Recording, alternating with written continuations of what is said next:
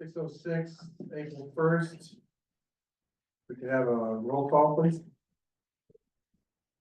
Councilmember Scott, Present. Councilmember Sullivan, Here. Councilmember Pinello, Here. Councilmember Lane. Here. Councilmember Carpenter. Here. Recorded absent, Councilmembers Thompson, Beckwith, and Michaels. All right, thank you. You're all rise to the Central Flag. I pledge allegiance to the flag of the United States of America and to the republic for which it stands, one nation, under God, indivisible, with liberty and justice for all.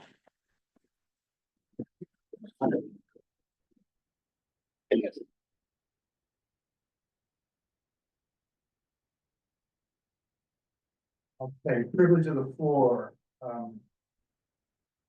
Mr. Chu.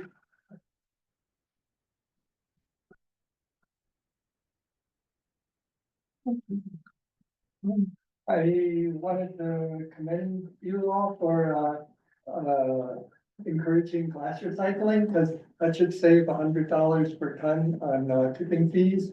And I was really encouraged too by the reduction in cost per ton on solid waste collected from $400 to $250. And I know on the school board, sometimes we fly through things and just approve things. I wondered if you could, maybe discuss a little bit and explain how you got such a good deal on waste collection. Thank you. Vicky Wilkins.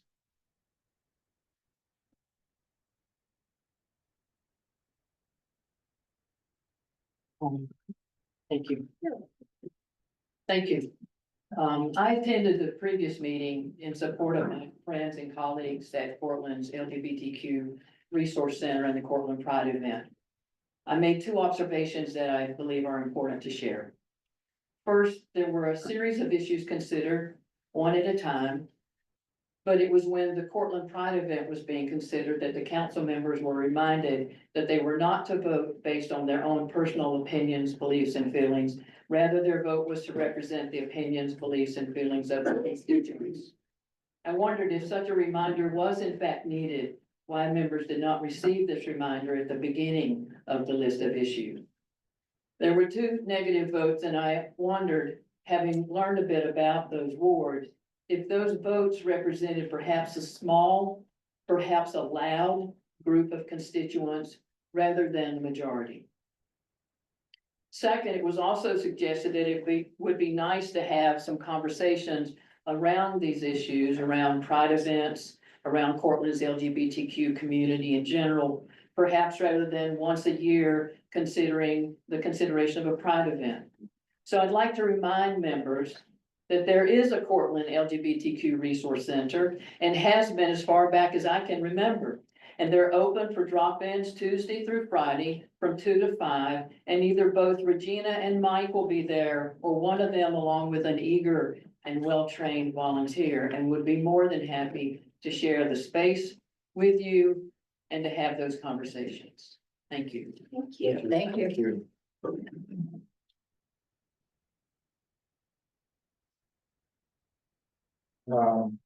Deputy Chief Reynolds, or Derek Reynolds, I guess, would be a civilian right now. Hi, thank you, Derek Reynolds. I'll start with you at a timer. In all seriousness, I just wanted to take a moment to let the council know we definitely appreciate the work that the mayor, Ms. Greenwood, and Mr. Lewis have put into the management compensation plan.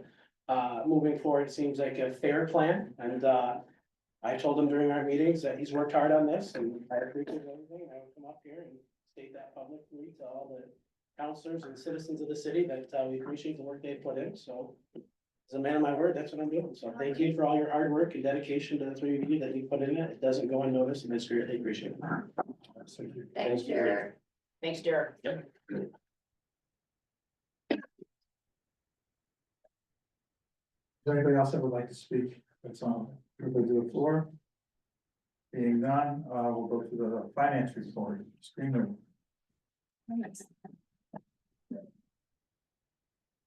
Okay, I'm just gonna sit and chat here. If I can flip pages. You'll see, I put together in front of you, mostly. Sorry about that. What you can see in front of you, I did more summary on this one than putting the full information. I was worried that we'd kill way too many trees. If people would like long detailed printouts, I can get those. We did receive our draft audit findings for 2023. They have not yet been finalized. Once they are, we will pass those to the full council.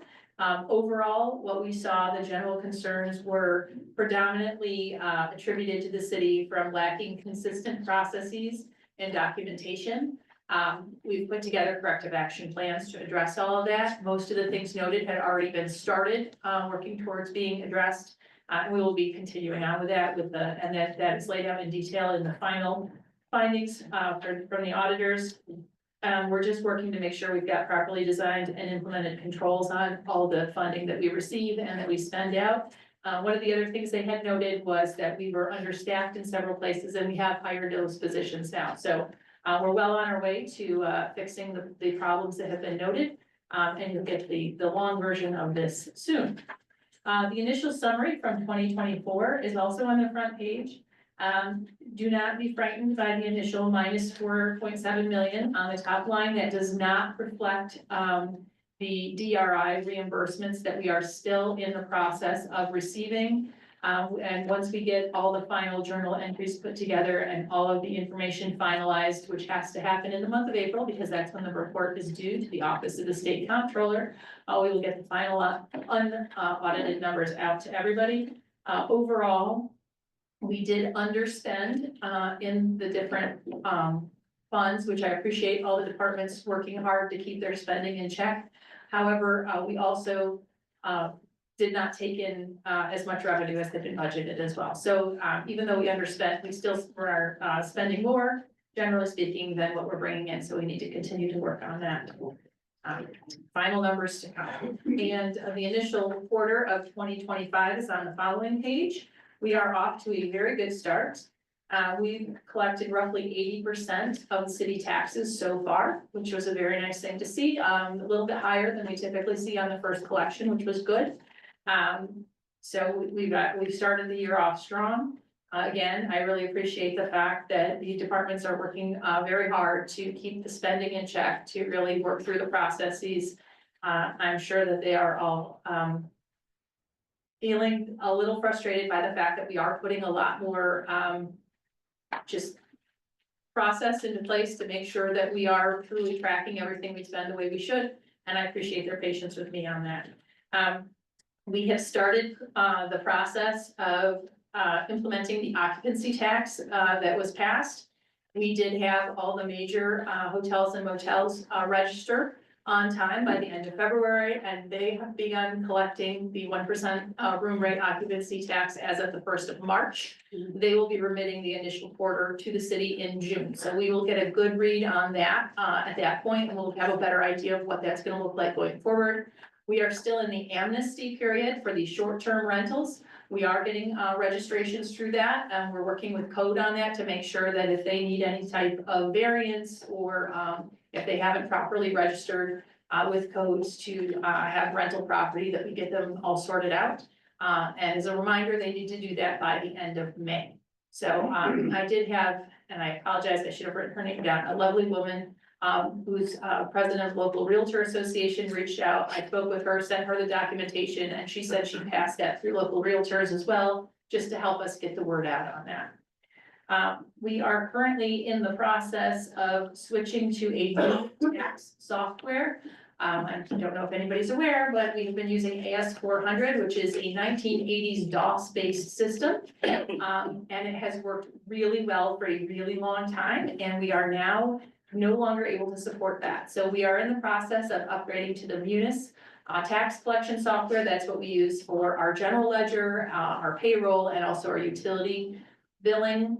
This will tie all of our financial systems into the same software so that everything balances against each other. It's going to be really good. It's a pretty heavy lift. It's a lot of work to get everything transferred over, but we're hoping to have everything in place end of this summer, basically as we're collecting the second half of the taxes, so that we can run the two systems in parallel during that collection and make sure that they are exactly matching as they should, and then we'll implement it fully for next year.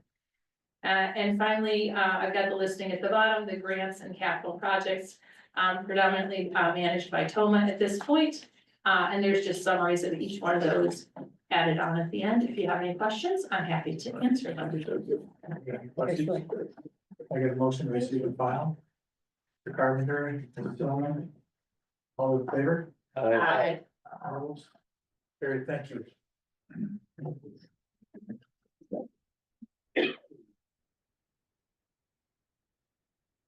Under the mayor's report, I got a couple of things. First, there's a project that's going on, and it's through May 15th through 19th, and it's a Wounded Warriors fund, or action plan that's going through the trucks, and they have a turkey and trout hunt that they do for the Wounded Warriors, and one of our wastewater employees, Ed, is hosting that and doing those every year. So there's some information here if anybody has any interest in doing donations and doing that, but I want to recognize that our employees are doing stuff outside of here, which is great, and this is a great program to get people out there for, you know, their mission is for emotional and physical health, and it's a great concept, great program. Some literature here, to take a moment to read that. Mr. Fetty's in the back there from the comptroller's office, and we appreciate him stopping by anytime, and understanding being tied in with our local government. It's great to have that resource locally. This room, today you're actually get to feel the heat pumps, which, Mr. Chu might appreciate that too. So we're in phase one. This is phase one, was implemented today of a three-phase process to get this building back, using more economical points. So this HVAC system was just energized today. The hallways are kind of a mess. We're gonna drop those ceilings next, but we're able to adapt this space, not just this room, but the whole third floor, to heat pumps to be able to control it better. So we're in the process of working out the kinks, if you will, because it was just today. So I know everybody on this floor will appreciate, if everybody's ever been up here, we've all dealt with the heat and the cold, and we deal with it every day downstairs. So phase two coming soon. So we're making some improvements to the building. We're trying to pick away with it with our staff. The DPW staff is stepping up, helping get all this stuff down to keep the cost down. I was able to negotiate this cost that the court system's gonna be paying for this whole third floor, which is great. Because DPW has helped, and during the process, we noticed the elevator was floor was really rough shape. So a day later, they got that fixed, and there's been some other renovations. We're in the process of I'm moving my office, and we're gonna be moving offices downstairs to restructure and redo bathrooms. We appreciate their help. So not only are you seeing the potholes get better, but they're also inside the building too. So they're stretched really thin, and we appreciate everything they're doing there. So kudos to them. So we can mark that on the list. I know they keep that there. But all these processes are great, and it's great to be able to get us to the next level.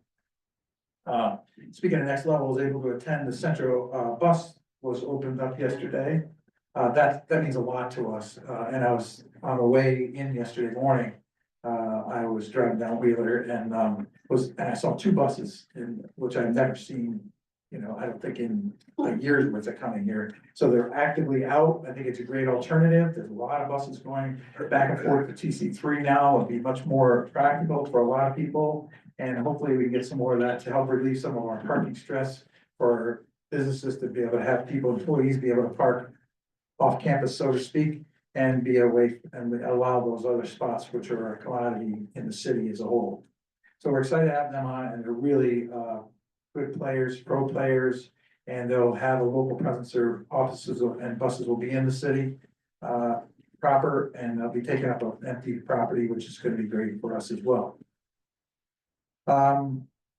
The good news, I think, for Ms. Wilkins, on the pickleball court nets are going in this week, right, Adria? So that's good news, and tennis, don't leave that out. So they're going in, and some great work has been done for them power washing over at the other park, because the high school is gonna be using the Dexter Park on those tennis courts. So they cleaned that up really well and did a great transformation there. So great things are happening in the park and they got a big list of to-dos. And, you know, as we all know, there's some pine trees went down on by the pool, which is great maintenance for us long term. Fire department did an assist in McGraw, and it was an unfortunate event, but the best important part that I think is great is they offer peer-to-peer. We have trained peer counselors to be able to help their firefighters for what they've seen over there. And we have that peer-to-peer that we extend out beyond the help. I think the chief himself was over there running the ladder truck, if I'm not mistaken. Yeah. So, but that was great, and it's great to be able to have those interagency communications working together. Love to see that. On the PD side, Moniz, we have a detective, Sergeant, walkout retiring this Friday. He's mixed emotions. I saw him today, and that is at what time? I'm sorry, Chief? 3 o'clock. 3 o'clock. So anybody can make it here. Please come, and if you haven't experienced the walkout, it's quite unique and it's really nice. And he's a great employee and tough to lead. So with that said, last. Other retirement announcements, which will be probably a press release, but I figured the council should know before that, if they haven't already found out, but yesterday I was given news that Ed would be retiring from the wastewater plant in August, only to be outdone by Bruce today for July. So we have two very big shoes, and you know, I lamented for a while with Bruce today about how great those two are and how they complement each other. Yeah. And I just, that wouldn't always work together well, you know, in many cases. So that's going to be difficult. So, so I'm still reeling from that. I was waiting for the April Fool's joke to drop, but he didn't do it. So, we're still there. He still got to the end of the day, you can cancel that. But that being said, we appreciate the years of service, so we don't want to let that go unrecognized. More to come on that, I'm sure. That's all I had on the mayor's report, so we'll go to Ward 1. So the cat house is down. I want to say thanks to Code, DPW, everybody who helped get that front building down. It has been an absolute thorn in PD's side, Code side, fire at times. It's just a mess, and it's no longer a mess. It is dead and buried, literally, which is perfect. Gonna open up the property for more opportunities, and it's going to make the community in and around the area a much nicer place to be. Other than that, Ward 1's been pretty quiet. You might wanna call it a house where feral cats reside. As opposed to. Actually, I would like to clarify that one step, because people think there's a bunch of cats living there, but they're really highly concerned. So just for everybody's information, Do we you know have, what a cat house is? I do. Okay, well, we don't have to have, I'm just pointing out. But we have actively tracking that area, catching other people's cats. The house formerly filled with cats. There you go. I think Chief Nichols dealt with that. The cats. Cow. Not Okay. a problem, 250 cats were removed, the assessments. 200. Fire department, because the place was so, you couldn't breathe. Yeah, and it's still that way, so we still have that smell. We have some camera footage for, a police officer that was walked up to the door that would like to be shared, right? So, all right, moving on to the cat house. Who's The that? house. Word, Yeah, I tried. Miss, word 2. Before I start, are they gonna grind down the stumps by the pool? Yes, actually, I mean, their Carter's donated, they're doing that, donating that time, so. Wow, so nice. They're going to clean that up. Okay, Ultimately, they all need to come down, but we did the ones that were most important, so trying to prepare. That was a shock as well as that house. So it was depressing to have that house go down. There's a lot of history there. You Yeah. never like to see that. It was really kind of mixed emotions about that, so. true. Okay, I've stepped down from the town gown committee and am hoping to be on the comprehensive plan committee. which leaves Tom Michaels as the remaining city council person on town gown. They are the gown part of that committee. SUNY Cortland is prepping for the big event, which will be April 21st. And if you're not familiar with the big event, it's an opportunity for city people to have help cleaning up their properties. SUNY Cortland students and staff in some cases volunteer their time to pick up trash, to move things out of your basement. They can do anything but stand on ladders and operate electrical equipment, like drills. They won't do stuff like that, but they've painted fences in the past. They've just done any number of things. So if you need help with something around your property, consider that and contact Tom Michaels or get on the SUNY Cortland website. There's a page for community and apply, fill out a form and tell them what you need help with. I'm pleased to say that there are 3 that I know of new businesses on Main Street. 2 are in my ward on the west side. The Kalash Kitchen, it's been there for a little while. It's not absolutely new, good food. And the newest is on the west side is the Lean Nation franchise in the Marketplace Mall. So this is a group, I'd never heard of them before, out of the food comes from Rochester. It's like one of those prepackaged service, Blue Apron and a couple others, but this one is dedicated to healthy cooking, healthy living, prepped meals for you, local from Rochester, so that's very cool. And full disclosure, it's owned by our very own Mike from DPW and his wife. And they are walking advertisements for Lean Nation because they're both very fit and in great shape. We also have across the street a new Cuban restaurant that looks very intriguing. I don't remember the name of it. I meant to drive by and catch it. Does anybody know the name of that one? And I think they're open. Anyway, so that's pretty exciting. There's a house, 122 North Main, that's been an eyesore. It's boarded up, but I'm sure that there's been a building permit issued and it's going to be fixed up. There's been a lot of work done on a property a couple doors down. That's looking so much better.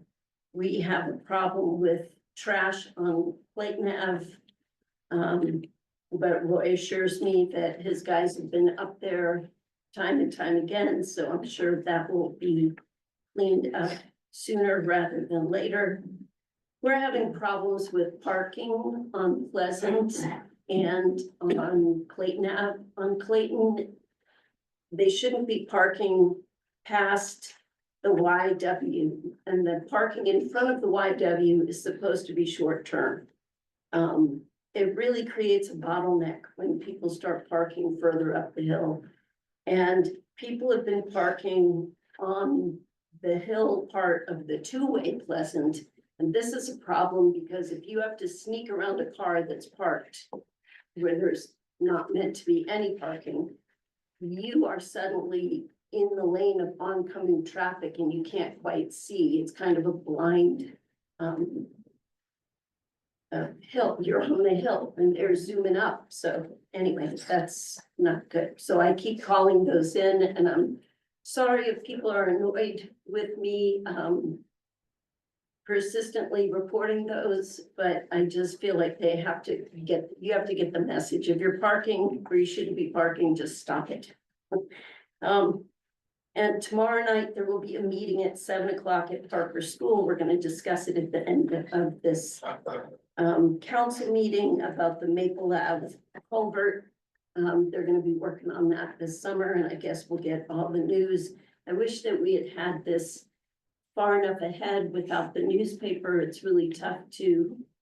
It seems like it takes a long time for information to trickle down. You gotta do a scatter shot. You know, you gotta hit the radio stations and all of that. It's just harder to get the news to people. And lastly, Jack Gerhard and his band are returning to CRT downtown. They've got a great new country sound. They have a wonderful song about Portland and how great it is to come home to Portland. And he's my son, and that's May 3rd. If you are interested, I'd love to see you there. That's it from the second word. Yes, I can't wait. That'd be fun. So also starting in May will be ward walks. So Jade would to be here tonight to pass out the maps with everybody to go through it and make sure that you agree to where those are. We're gonna break up each ward into 2 sections and then have a ward meeting. Or at the end of that, with each one of those wards. So I guess we'll deal with that at the next meeting. Will give us a little bit of time to get things rectified. But I want to just make sure I brought that up. And as far as businesses go, I also want to know it's my the state of the city report, which everybody has a copy of it, and it's distributed today from yesterday's release. But there's 20 businesses that have gone in the city, so this and as late. So and we have a couple, 4 other ones coming. So we have a lot going on. So that's okay. It's been on. All right. And downtown is doing great from what I hear, new businesses. Anyway, all's good in the third ward, we're quiet. That's fine. The fourth ward itself is fine. I did hear from not a constituent of mine, but a former student, and there was a dog incident with her dog and a neighborhood dog, and she was concerned about the leash law that we presently have. And with Andy's help, I did talk with Gracie Hubbard, who is the dog control person. And I asked her to get back to me with changes she'd like to see, because there are a couple that she said she would be checking with other cities and see what their leash laws were like. And because I told her if, we need to update them, that we would. I did hear about potholes. And one more thing. I didn't bake tonight. You're in trouble. Sure, probably led with that. I know, sorry. Covered. All quiet on the scene. All right, so approval minutes. Did anybody have any corrections or deletions for the minutes? Can I get a motion to accept? Mr. Scott, Ms. Lane. All those in favor? Aye. Carried. Resolution. General item number 1, adopt local law to amend chapter 29 of the administrative code to authorize the common council to adopt by resolution a management plan setting forth terms and conditions of employment for all non-union employees. Resolved that the common council does hereby adopt a local law entitled Local Law Number 3 of 2025 to amend chapter 29 of the administrative code to authorize the common council to adopt by resolution management plan setting forth terms and conditions of employment for all non-contractual employees. I'll move it. I'll second. No, Mr. Scott, any questions? Yeah, I appreciate everybody's diligence and hard work in having the difficult conversations and trying to work out the details and showing respect for each other. It's not always easy and it was difficult to do, and I appreciate everybody else's work, Randall and Ms. Greenwood, as well as others that have put it together to help come up with resolutions for this. So excited about that, although this is the law, but we're going to be talking about that in a minute. It's all the same. I'm really happy that the people who this is affecting the most had the opportunity to weigh in and that their concerns, it sounds like their concerns were addressed. And I really appreciate that. And it was give and take, so it was true negotiations, so it's best is, everybody feels, upset in some way, but in the end, I think it's the best for everybody, it's best for our constituents. Some questions come up is, well, how is this funded? It was all budgeted for. A lot of it is, the funding, when they see the increase in their base salary, you'll see a significant increase when their base salaries are, but it's all the same as what they were getting compensated for through other ways. So like we've done with the other contracts, put all those stipends, if you will, air quotes, and put them all into one package to try to do that. And then just put everything into context that's more one paintbrush, and then it'll fix a lot of it. But again, I appreciate everybody. There's some consolations there, but in the end, I think it's fair for everyone. Okay, move it, please. Councilmember Scott. Aye. Councilmember Silliman. I, Councilmember Pinello. Aye. Councilmember Lane. Aye. Councilmember Carpenter. Aye. Agenda item number 2, adopt city of Cortland management and non-contractual compensation plan. Resolved that the city of Portland Common Council does hereby adopt the city of Portland management and non-contractual compensation plan, which shall supersede all previous policies and agreements. Be it further resolved that the plan shall be implemented with direct oversight by the mayor, and any appeals regarding interpretation will be adjudicated by the personnel committee. I'll move it. 1 second. Ms. Pinello, Mr. Scott, any questions? yes. So you just mentioned that there are 2 people who are retiring shortly. And they've worked for the city for a long time.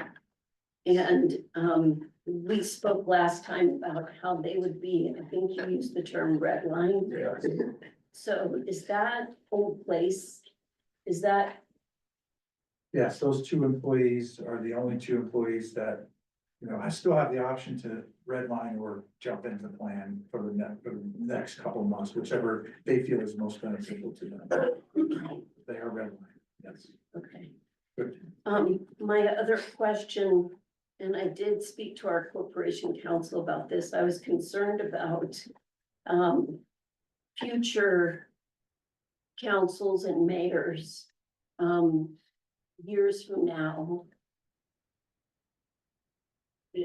I was concerned about people's futures and retirements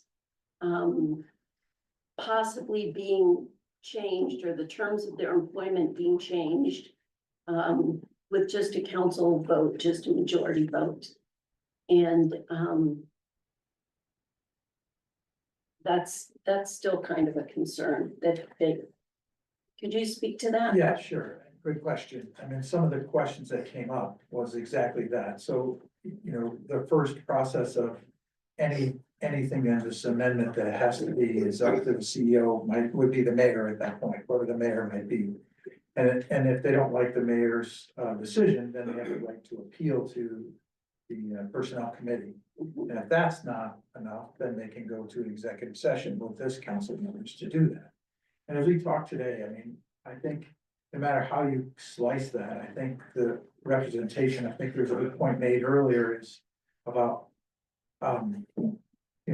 we should really be thinking about our vote for our constituency always, right? And I can't imagine that you could get the majority of people, right, splitting the vote of 9, to not be in the best benefit of all to make it happen. I mean, without our department,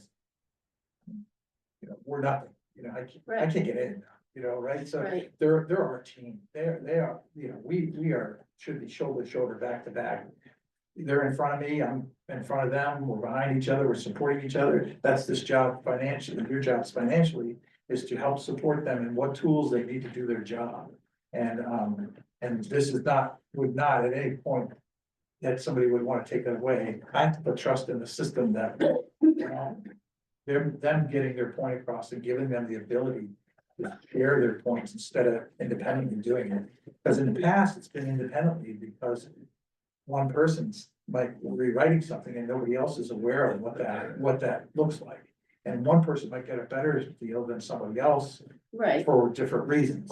That's not equitable either. You know right. what I mean? So this takes that And away. it definitely needed changing. And to do that, and this allows that, so it was not, it was actually worse before, but now that allows it. And again, I trust your elected member, you know what kind of, if, and, you know, if somebody came with a concern that wasn't dealt with from the management level or the personnel committee level and brought here, everybody get to hear their case and what they wanna do. I think, I know this body would do the right thing.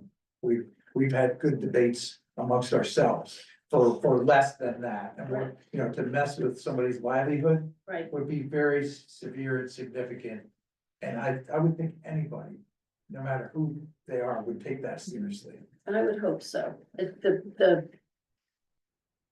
for lack of a better word, the contract that you enter into with an employee where they have a certain expectation, we would have a hard time attracting and keeping talent if we were if we were a city that would pull the rug out from under people. 100%. And so that's what you have to look at. So really think about the cause and effect of what you're asking. Mhm. And that's not going, I don't see that happening. I just, I think that would become like, you know, if you were gonna pull the rug out and you had a mass exodus of the police force or whatever the case might be, there's an impact at some point. So, you know, I mean, that was a lot of, if I had to put it in summary, that's a lot of people's concern is how is that gonna happen? That's why we put the stand falls in there. So it's not just one person's decision, which it has been, and it's up to everybody and it's fully disclosed. So we know everybody's getting painted the same way because they're being treated the same way. And so, and the concern I have is not, you know, if you do independence and you continue those on, and that was a conversation we had today, was that somebody could actually take aggression towards that person or agency and make things more difficult for them Right. if it wasn't that way. And by them having the ability to appeal it and make that, then it becomes known to everybody and that can't happen. You know, Yeah. I'd like to not tell you it hasn't happened before, but that was some of the paranoia that we had to push. That makes sense. So, but awesome question. You know, not necessarily, you know, but yet there's a leap of faith in there that the system will work. And I believe in what we have here because we've had different perspectives that have Right. brought up different things. And that's what's appreciated about it, even though I don't always necessarily agree with it and might get angry for cookies. But, you know, so that, I mean, that's important. It really is, no joke. That is important. That's important to them. I mean, you can't, it's a tough balance. And that's what we had to do it. I think doing it is hard. This was hard. It was hard for everybody. And, but I think in the end, you know, everybody would be in a good situation. And as chair of the personnel committee, I can attest to the fact that everything is done above board and we look at all different issues and we work to make sure that we're taking care of staff and doing what we need to do for the city as well as for our staff. And so I can assure staff, I can assure the public that that's what we do. Right. On the personnel committee. Definitely have to strike a balance between those two concerns. Yep. Anybody else? All right, I think we have a motion, right? In a second, so move it, please. Councilmember Scott, Aye. Councilmember Sullivan, Aye. Councilmember Pinello, Aye. Councilmember Lane, Aye. Councilmember Carpenter. Aye. Agenda item number 3, update and adopt city personnel policies. Resolved that the city of Cortland Common Council hereby affirms adoption of the following policies as presented and to be identified as adopted April 1st, 2025 pursuant to this resolution. Cellular telephone wireless network device policy, family and medical leave policy, nepotism policy, policy on the rights of employees to express breast milk in the workplace, sexual harassment policy, tobacco and cannabis use policy, whistleblower protection policy. And be it further resolved that the mayor and director of administration finance are hereby authorized and directed to take appropriate actions to implement said policies and ensure their effectiveness and compliance. And be it further resolved that said policy shall be reviewed annually and may be modified as appropriate and necessary by the Director of Administration and Finance, who shall file such updated policies with the city clerk. I'll move it. Ms. Pennell, Ms. Lane. So just want to clarify, these are receiving files, and the reason we're going to do these receiving file, and thank you, Ms. Greenwood, for putting these together, is that we want these annually to be reviewed and try to keep them on the surface of what we're doing on an annual basis. Because a lot of the processes that we have done or not done, our personnel have been kind of lost and left behind. So I think this helps clarify that, and, you know, again, response back from the department heads, you know, I mean, you know, when you have a small community like this, nepotism was the one that probably stood out the most. And we have nepotism things in place, but people need to recognize that, you know, that there are identified nepotism problem situations. And that there's policies, and everybody needs to recognize that they're in that situation, that is there, and give them that option so that they don't feel treated any differently than anybody else. So those were the big concerns that we had there. So with that, all those in favor for receiving file? Aye. Opposed? So we don't need to do a formal motion, but I just had full transparency, we're gonna try to do that. Agenda item number 4, amend the 2025 adopted budget by 45,500. Resolved that the city of Portland County Council does hereby amend the 2025 city budget in the amount of $45,500 as outlined below. An amount of $3,500 moved for the purpose of wheels during training. $40,000 for USDA SRT body camera, $2,000 for food for dinners. Make a motion, please. I'll Mr. Scott Carpenter. So the first two are PD, correct? Correct. And the last one is Youth Bureau, just so everybody's clear on what those are. So those are the amended lines. Anybody had any questions? Okay, move it, please. Councilmember Scott, Aye. Councilmember Silliman, Aye. Councilmember Pinello. Aye. Councilmember Lane. Aye. Councilmember Carpenter. Aye. Agenda item number 5, establish local tobacco retail license fee. Resolved that the city of Portland County Council does hereby establish a $150 fee.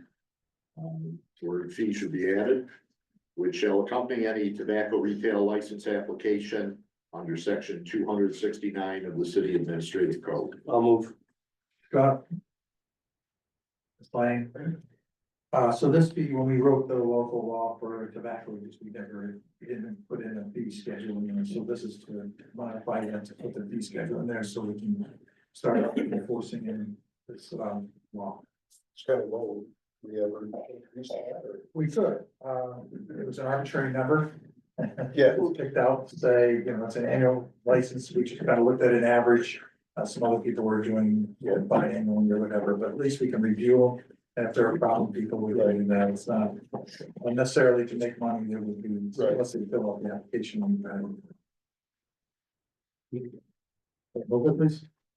Councilmember Scott. Aye. Councilmember Silliman. Aye. Councilmember Pinello. Aye. Councilmember Lane. Aye. Councilmember Carpenter. Agenda item number 6, authorize agreement with Blue Moose Sanitation Services for the collection of trash and recycling within the city of Portland. Resolved that the city of Portland County Council hereby authorizes Mayor Steve to enter into an agreement with Blue Moose Sanitation Services to collect, remove, transport, and dispose of any and all garbage consistent with section 241 of the city administrative code relative to the city solid waste collection program at a cost of $250 per ton of refuse for the period January 1, 2025 to December 31st, 2027. I'll move. Mr. Scott. So I'll just kind of give an update or how this came about. So I had been negotiating with, discussing with Blue Moose. So when we originally set up this first year trash recycling plan, there was a lot of unknown variables. So we had never done it before. we had to do it for a period of time that would make sense. For somebody to want to invest in equipment and do our trash haul for 2 years. But also not knowing what that would look like for as far as pickup and how long it would take and how that would work. And how well our customers would be, their customers would be in recycling and not including the recycling and the trash pickup and how that would work. And then also, as far as the, the distributing the totes and getting them out to people and maintaining them. Wasn't sure how that was gonna work. So after knowing a 2-year period of it going well, decided best to sit back on the table and say, how about a negotiated rate less this year? We do have $204,000 left to pay on the totes. And left, because we had it spread out for the 3 years. So in a negotiation, say, all right, let's reduce our overall rate. And to do this, I've been working on this obviously since before January. He's kind of held his invoices in anticipation of what this vote's gonna be. So we actually was able to talk him into doing retro this year. So we started January 1st. This would be retroactive. We would re-invoice current to the tonnage, the new tonnage rate. So it's gonna save us, if this year not as much, because we're paying the $290,000 off for the totes, because that was part of the payment. But then the rest of so it'll save us $500,000 a year moving forward on that for the next couple of years, and then we can reval. We did a study to look at doing it ourselves. Labor pool, we're short 2 guys, Mike, right now. So it's difficult getting staffing anyway. So in lieu of getting vehicles and electric trash trucks coming out, trying to work that out, we decided to redo that and also look at our dumpsters as another part. I'm just going to talk about all of them. This whole topic on the roll here, but because they're the next agenda items. So our dumpsters are, so we had 15 dumpsters in the Groton Ave lot, and we try to consolidate it into one. And we wanted to do it express time, so currently we've been paying that cost to see what kind of tonnage it would be, see what that would look like, how that design would be, and then the plan would be to build 2 more of those corral type dumpsters that we would just kind of oversee and manage, but have them spread out costs based on the users. So the idea is to try to figure out what the cost is, what our tonnage is, then we can go back, put it on, we're putting this with the next resolution, gives us an RFP to get new dumpsters. And then we know that we can lower our cost from what we're currently paying. That would be the idea with the RFP, and then whatever that cost is, we can spread that back to the users. And make that so it's cost net zero. Ultimately, having a downtown business partnership would have solved that, but in lieu of that, we've had this, out there doing that. So that would go away, so that would be redesigned in that process. And then the last thing on the trash end of it, and Mr. Scott is the only trash committee person that's here tonight, but he can reiterate anything I missed, but is recycling of glass. So we went to this single stream recycling, which is what the county has. Don't necessarily agree with that. I would like to see glass, a lot more recycled separately, and think it would be value, but that's the current system that we have involved. They can separate it there. It all goes commingled and ends up back in the landfill. But DEC has been writing me nasty letters for the last couple of years. I think we talked about it at least once. And so we come up with a solution, was able to be able to pick it up one Friday a month. Everybody would let us know they want totes, and then we would get those, we would pre-order those totes. There's a fee to those totes, then they could get that, and then the glass could be, they could set that glass out for that one Friday a month pickup. And then that gives a great option for people that have that and be able to have that option, and they want to be conscious to do that to keep it out of there. So it's no more in the garbage. That would be correct. Okay, so we had a separate tote for as well. Not a tote, but just a bin like the old one. We had the old. Yeah. Okay, so just put that out. Put that out and then drive around on Friday and then pick them up. It won't take them long to make them. They're gonna do that, and we're estimating $500 a month. That's a great solution to the glass, being able to keep doing that and be able to give an option to everybody to have them. That, Yeah. I promised that somebody else would say it, but I ended up doing What is this fee here you're talking about? The bin, there's a bin. The To get to- 13 yes. and then 17, so 20 bucks. So that's, we pay. Yeah. it. Yeah, and that would annualize and cover that cost. Okay, so you just paid me for that. Yeah. Okay. Or we can still just take it to the recycling. Right. Yes, Yeah. for sure, yeah, so we're encouraging that, really, is what we're trying to encourage. Is there gonna be a penalty for putting it into your trash cans That'd be tough. or your Yeah, I recycling? mean, if we're able to catch that, then we could flag it and not send, we would put Not a pick it sticker on that and not pick it up. And that's something that we've been doing, code has been active, a little bit active, so continuing on trash. We've been much more proactive about people leaving bins out, we give them plenty enough time, plenty of warning. So they're going through the process of warning them, and then taking them. They went really fast, Captain, right? So warning, and then we take. So, and then they can pay to get them back. I mean, we're, especially up by you, it's like, try to get them cleaned up before the same practice day. And they ended up being all over down the street. So it's just, we're past that time. But if they can't expect it, then they can buy it back or not. And if they do it twice, we just won't give it back. They can go on the no program. Thank you. So hopefully that covers all of the future questions. If anybody else has any other questions, as we go, soon, They're gonna do all three. we'll scoot it. Okay. All right, thank you. Move it, please. Councilmember Scott. Aye. Councilmember Silliman. Aye. Councilmember Pinello. Aye. Councilmember Lane. Aye. Councilmember Carpenter. Agenda item number 6, authorize request for proposal for collection and disposal of waste and recyclables from dumpsters in the Groton Ave parking lot and other owned city lots. Resolved that the city of Portland County Council does hereby authorize the issuance of a request for proposals for the collection, transport, and disposal of trash and recycling at various noted locations within the city of Portland for a period beginning June 1st, 2025 through December 31st, 2028. And be it further resolved that the common council authorized Mayor Steve to execute an agreement with the bidder based on competitive pricing, experience and qualifications, ability to meet the specified collection schedule, and capacity to fulfill special collection projects. I'll move. Thank you, Scott. Mr. Carpenter, any other questions? Over, please. Councilmember Scott. Aye. Councilmember Silliman. Aye. Councilmember Pinello. Aye. Councilmember Lane. Aye. Councilmember Carpenter. Agenda item number 8, authorize supplemental recycling program for collection of glass. Resolved that the city of Portland County Council hereby authorize the superintendent of public works to implement the recycling glass curbside collection program as described herein and to undertake in supplement of the city's existing trash and recycling program. I'll move it. Ms. Lane, Mr. Carpenter, any other questions?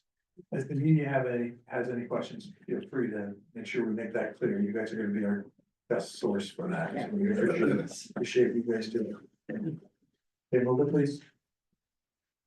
Councilmember Scott. Aye. Councilmember Silliman. Aye. Councilmember Pinello. Aye. Councilmember Lane. Aye. Councilmember Carpenter.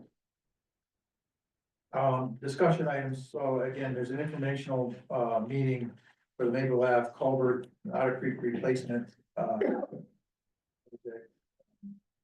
April 2nd at 7 PM at Parker School in the gym, just going inside entrance there on 89 Madison Street, so it'll be from 7 to 9, there'll be drawings there, make sure everybody understands what's going on happening there, I don't think it'll be a huge impact as Main Street and Homer Ave has been, but hopefully that'll be the case, and then, you know, tomorrow we have a meeting, right, Mike, on, the down for the DRI stuff and the projects, so just, you know, there's been, some unacceptable sewer line camera work that we've been videotaped, and, we had one across the street here that we had to replace, because it was not even, properly done. So we've gone through and cambered all the work that has been done to see what settling there are, so be prepared to, that's why we didn't put, one of the reasons why we didn't coat Main Street last year, that there will be some roads tore back up and made replaced. As well as some of the sidewalks are not acceptable. We're hoping to get some of that delineation and determination tomorrow. So some of the sidewalks will have to be tore up and replaced as well. Again, just try to get the best we can for what we paid for. So just want to give everybody a forewarning, if you get people that are doing that twice, and they will widen that parking lot entrance and then that parking lot. Which was their mistake as well, so as soon as that can get cleared up, then we'll certainly get that one over and taken care of as well. That's what I have. Anybody else have anything else? Oh,